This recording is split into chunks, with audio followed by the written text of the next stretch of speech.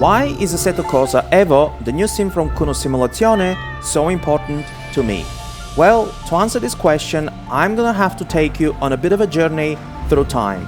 I'm currently driving a BMW lmdh car in the rain at Laguna Seca in the original Assetto Corsa. However, this is not how things started, so let's roll back the clock 11 years back to 2013 when my sim racing journey began.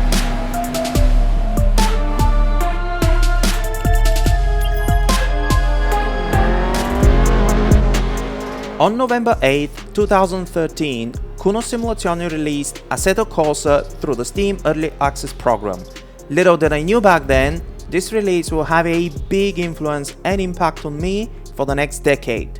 You see, at the time I didn't know what Assetto Corsa was, nor who Kunos Simulazioni are. I was always passionate about cars and motorsports, especially Formula 1, but I didn't even know what sim racing is. At the time I was playing Gran Turismo, Forza and the Formula 1 games with a gamepad on my console, and I didn't even know that there is a whole sim racing scene out there with force feedback wheels, sim rigs and online competitions. So I came across a YouTube video with a BMW E30 M3, and somehow as soon as I watched it, it instantly clicked and I was hooked.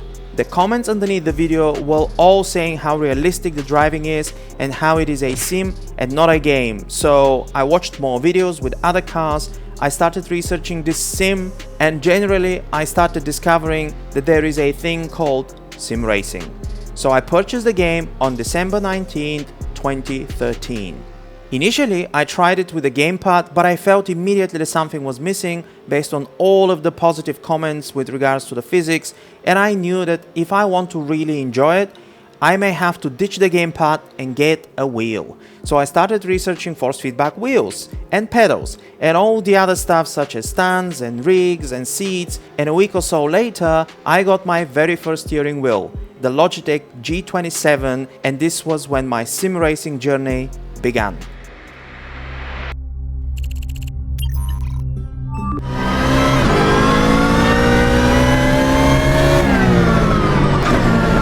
So, as soon as I got my wheel, I didn't have a stand or a rig or anything like that. I just mounted it on my desk and used my office chair as a seat. I also went on a shopping spree and bought the entire SimBin collection of Sims.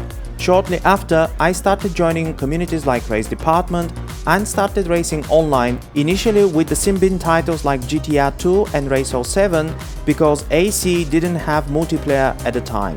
And all these years later, I still remember my very first online race. It was a Race Department community race and everyone was in a Mini Cooper. So here I am, a big motorsports fan, doing well in the racing game so far with my gamepad, crushing it against the AI in the Formula 1 games. So I'm here sitting at the start of the race with my new fancy wheel and ready to do well. And then the race started and bam! I was brought back down to earth very quickly. I got absolutely destroyed in that race and got even lapped. It was a humbling experience, but one I learned a lot from and quickly realized that racing online was something different altogether.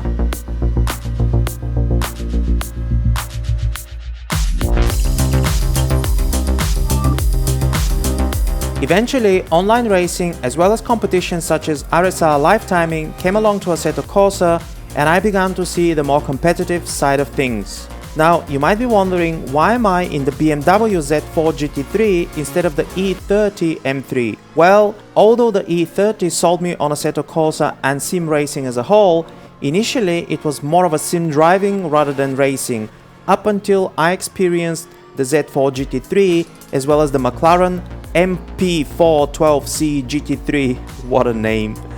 Now, I don't remember very well, but I think these were the very first two GT3 cars released for Assetto Corsa, and I think that they came together with the online. Again, don't quote me on that, I don't remember exactly, but I remember that these were the ones that we started really racing, and I was kind of switching between both the BMW and the McLaren.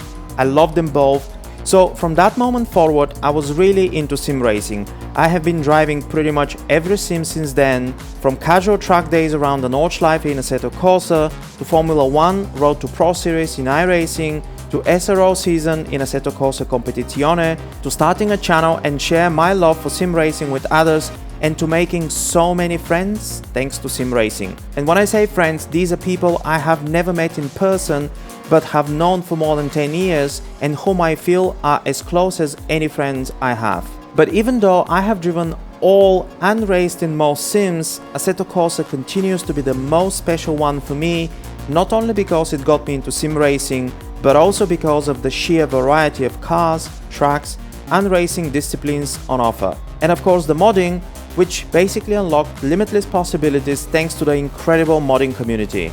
So during my over 1,300 hours in Assetto Corsa, I have done races and competed in leagues from 1980s DTM cars to different GT classes, prototypes, Formula 1 cars, from modern hybrid cars to old vintage machines and everything in between, including Formula 1 wannabes like the Lotus T125, which I think was the very first near Formula 1 modern spec car we got for Assetto Corsa, so racing it was a lot of fun and it was the closest we could get to a real Formula 1 car in Assetto Corsa back then. And of course the list goes on and on, I just cannot list all of them. So yes, the original Assetto Corsa is indeed very special to me, and although in 2018 Kunos released Assetto Corsa Competizione, that one was a very different game with a very different purpose, and although I spent a lot of time with ACC, over 800 hours, it was never as special as the original Assetto Corsa to me.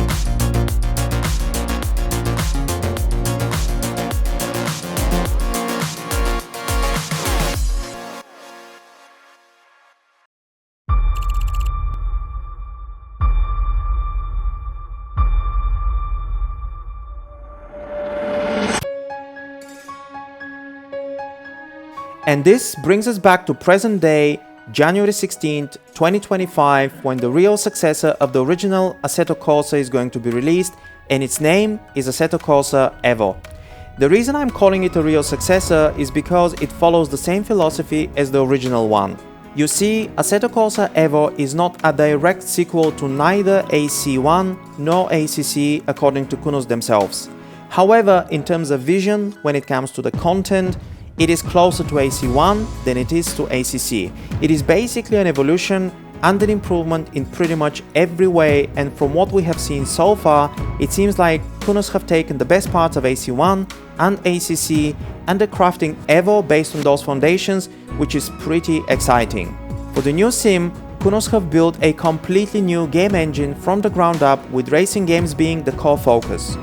Now, we all remember how Unreal Engine 4 became in many ways a limiting factor for ACC, so I'm very happy to see that they have invested their time and resources in crafting a new technology purpose-built for sim racing, and who knows, eventually maybe they will decide to license it out to other sim racing developers as well. Kunos also spoke about few very interesting features in EVO, such as car culture, progression, in-game economy, free roam, driver customization and car tuning. And the car tuning is not only setups like we've had in the previous AC titles, but it's visual tuning as well, such as spoilers, rims and so on and so on. They also confirmed that there will be no microtransactions, which I'm very happy to hear, and I'm pretty sure it's a relief to all of us.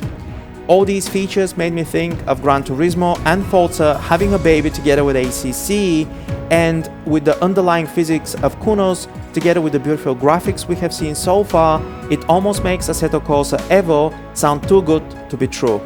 And the icing on the cake? Well, AC EVO is going to support mods. Yes, just like the original Assetto Corsa, we'll have a chance to see what the incredibly talented modding community will have in store for us. And one last point, if we look at Assetto Corsa today, it is going stronger than ever, with all-time peak concurrent players happening in December 2024, which is 11 years after its initial release.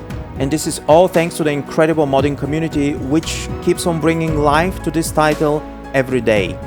So, Assetto Corsa EVO has the potential to pick up from where the original AC left off and become one of the definitive sim racing titles for the next decade. And who knows how many people will discover sim racing thanks to it, just as I did 11 years ago. But how about you? Which is the sim racing title that brought you into sim racing? Let me know down in the comments below. Thank you for watching, and I hope you enjoyed the video. See you in the next one.